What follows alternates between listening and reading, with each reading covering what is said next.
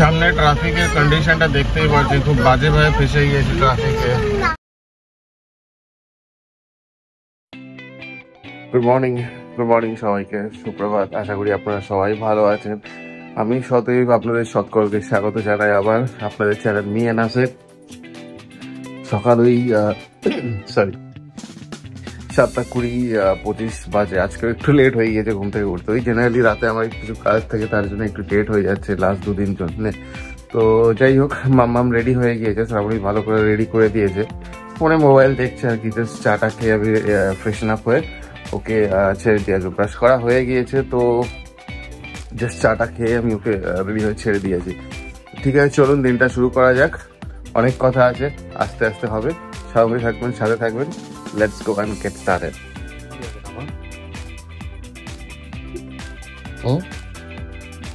চল চল চল চল চল চল চল, দৌড়তে দৌড়তে যাচ্ছিলি। পকেটে হাত দে। কালকে অনেক রাতে সামনে পার্কের ওখান থেকে বালু নিয়ে এসছে 2 প্যাকেট। আগামীকালকে যজ্ঞ আছে, সেই যজ্ঞ তো প্রচুর বালু লাগবে, তাই বালু নিয়ে এসছি রাস্তা থেকে কুড়িয়ে। টাটা করে দেবেন ম্যামকে, টাটা ম্যাম।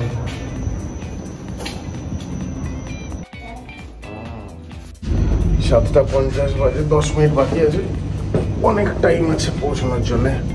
পৌঁছাতে হার্ডলি মিনিট 2 লাগবে। আর মাম্মাম স্কুলে যাবো না, কোলে উঠে পড়েছে অ্যাজ ইউজুয়াল। হয়ে গেছে মাম্মামকে অন টাইম। একটু ভিড় আছে, গাড়িটা ঘুরিয়ে বাড়ির দিকে যাই। আর তো কোনো কাজ নেই, গিয়ে একটু রেস্ট করবো, একটু ঘন্টা দেখ রেস্ট, একটু ঘুমিয়ে নেবো, আর কিছু না। তো ঠিক আছে, চলুন বাড়ির দিকে যাওয়া যাক তাহলে।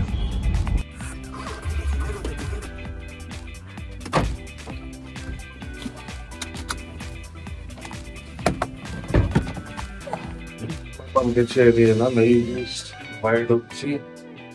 পুষ্কিটা তো ঘুমোচ্ছিল বেরোনোর সময়, আশা করি এখনো ঘুমোচ্ছে। যদি ঘুমায় তাহলে খুব ভালো, ওয়েল অ্যান্ড গুড।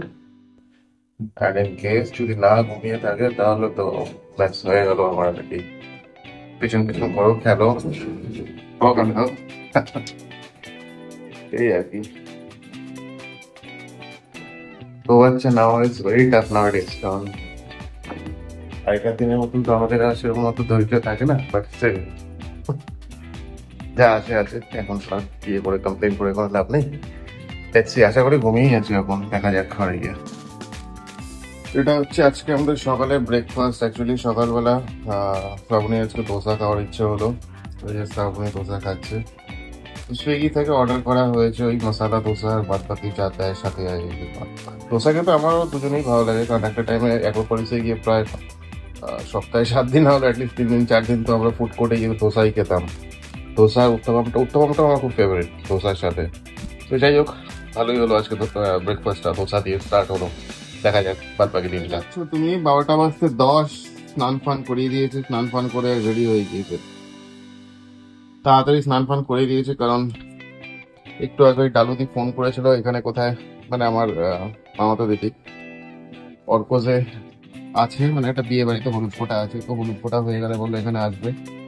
তো ডালুদি ইনফ্যাক্ট প্রথম আসছে এই বাড়িতে, তো তার জন্য ওকে রেডি করিয়ে দিলাম। মামামকে একটু পরে আনতে যাব, তারপর মামামকেও চানু কলিয়ে দেব।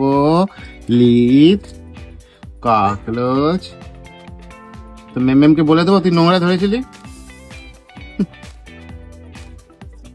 এখানে পাক্কা বাদর হচ্ছে, শুধু লেজটাই নেই।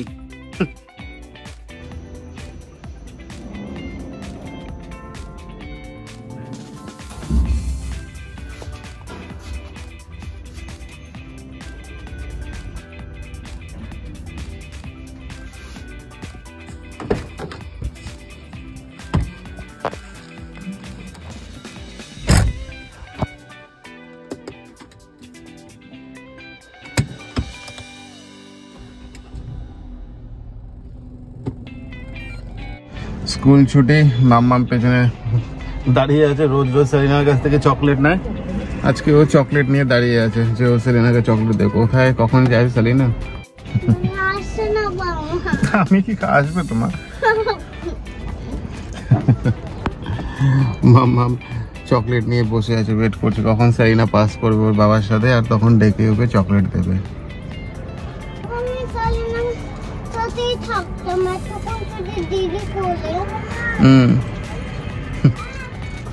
ওয়েট করছি কখন পাস করে।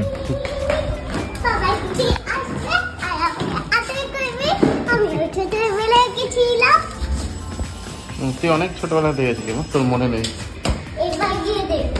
মাম্মাম চলে আসে, চলে চলে মাম্মাম। কিন্তু অনেক কিছু রান্না হয়েছে, যেমন এই হচ্ছে একটা মোরলা মাছের চচ্চড়ি। এই জিনিসটা শ্রাবণী খুব ভালো করে করে, মানে ওই আদা রসুন দিয়ে খুব সুন্দর করে করে, মানে যারা যারা ওর হাতে মোরলা মাছের চচ্চড়ি খেয়েছে সবাই খুব প্রশংসা করেছে। এর আগের দিন লাস্ট ব্লগে যা দেখিয়েছিলাম গঙ্গার যে ফ্রেশ মোরলা ছিল, সেই মোরলা মাছের চচ্চড়ি করেছে পেঁয়াজ আলু দিয়ে, খুব সুন্দর করে আদা রসুন দিয়ে ড্রাই করে খুব সুন্দর করে মোরলা মাছের চচ্চড়িটা বানিয়েছে।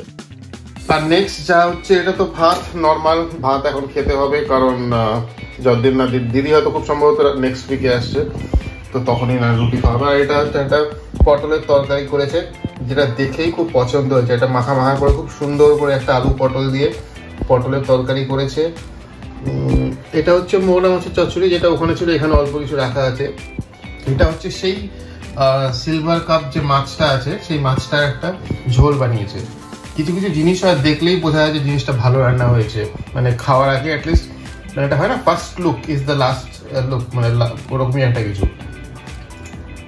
তো খুব সুন্দর করে একটা ঝাল ঝাল করে একটা ওই সিলভার কাপ মাছের একটা কারি টাইপের বানিয়েছে। এটা খুবই সুন্দর এবং টেম্পটিং লাগছে দেখতে।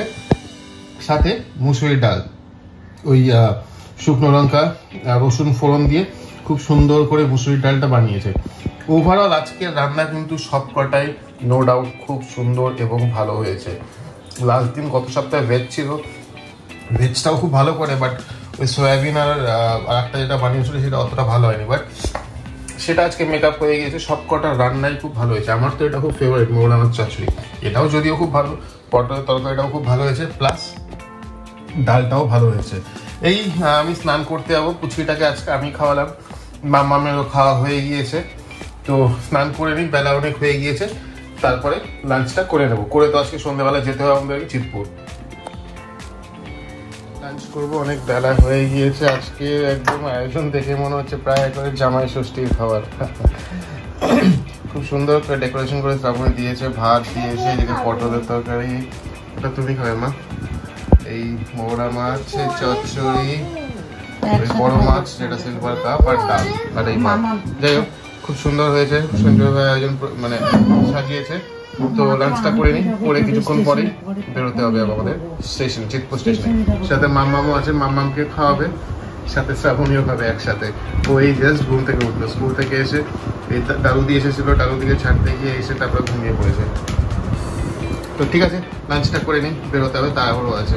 এই জাস্ট বেরোলাম, এত তাড়াহুড়ো ছিল যে আমি আর সেরকম করে ভালো করে শ্যুট করতে পারিনি। এই যে মাম্মাম পেছনে বসে, শ্রাবণী আর পুচকিটা এই যে পেছনে আছে। যাচ্ছি চিতপুরে, একটু লেট হয়ে গেল, আর তারপরেও শ্রাবণী ফোন করেছিল, বললো ট্রেনও লেট আছে আধ ঘন্টা। তো যাই হোক টাইম মতন পৌঁছতে পারবো না, হয়তো ওয়েট করলে হয়তো 10-15 মিনিট ওয়েট করবে, হয়তো বেশিক্ষণ ওয়েট করতে হবে না। তাড়াহুড়ো ছিল কারণ ঠাকুরঘরটায় কালকে যজ্ঞ হবে, তো ওই মানে 5 জন পুরোহিত আসবে, বিশাল বড় একটা অগ্নিকুণ্ডে এটা যজ্ঞ হবে। তো এই খাটটা খোলার কথা ছিল, তো মিস্ত্রি এলো, তো পারলো না আজকে ঠাকুরঘরে যে খাটটা আছে খাটটা খুলতে। তো কাল তো 10টার মধ্যে আসবে ঠাকুর মশাই। তো যাই হোক কালকে 8টা থেকে 8:30টার মধ্যে মিস্ত্রি চলে আসবে, যে কার্পেন্টার এসে খুলে দেবে, নাহলে এটা একটা বড় হেডেক থেকে গেল। মানে কালকে মানে 10টার আগে এগুলো সব করে নিতে হবে। তো যাই হোক চিতপুরে যাই, গিয়ে পিক করে নিয়ে চলে আসি। যেটা ভয় পাচ্ছিলাম ট্রাফিকে আটকে যাওয়ার, মারাত্মক ট্রাফিক, প্রচণ্ড ট্রাফিক। এটা অ্যাকচুয়ালি অফিস থেকে সব রিটার্ন হওয়ার টাইম। তো যাই হোক ট্রাফিকে খুব বাজেভাবে আটকে গিয়েছি, ফেসে গিয়েছি। সামনে ট্রাফিকের কন্ডিশনটা দেখতেই পাচ্ছি, খুব বাজেভাবে ফেসে গিয়েছি ট্রাফিকে।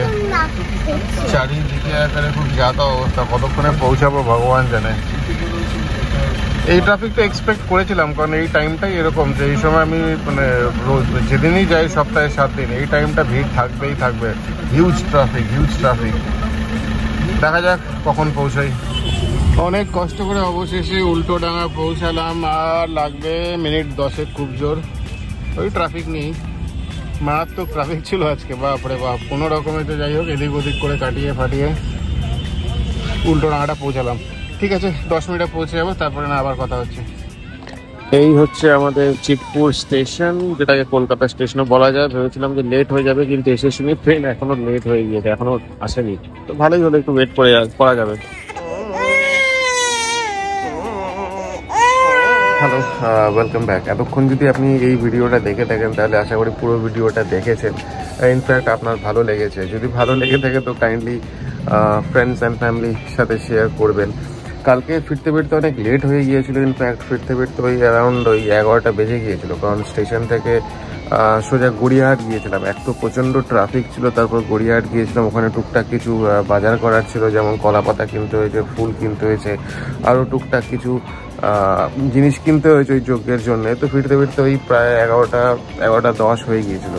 তো তারপর ওই কিছু কথাবার্তা বলে লাঞ্চ করে ডিনার করে ঘুমিয়ে পড়েছিলাম, যেহেতু কালকে সকালে উঠতে হবে, কার্পেন্টার আসবে, হ্যানা ত্যানা। তো তার জন্য আর সেরকম কিছু শ্যুট করা হয়নি। তো যাই হোক, আজ সেই অধ্যায়টা আমি ওখানেই শেষ করছি। তো যদি ভালো লেগে থাকে তাহলে জানাবেন কাইন্ডলি। আর কথা বাড়াচ্ছে না, আবার কাল দেখা হবে। ভালো থাকবেন, সুস্থ থাকবেন, নমস্কার।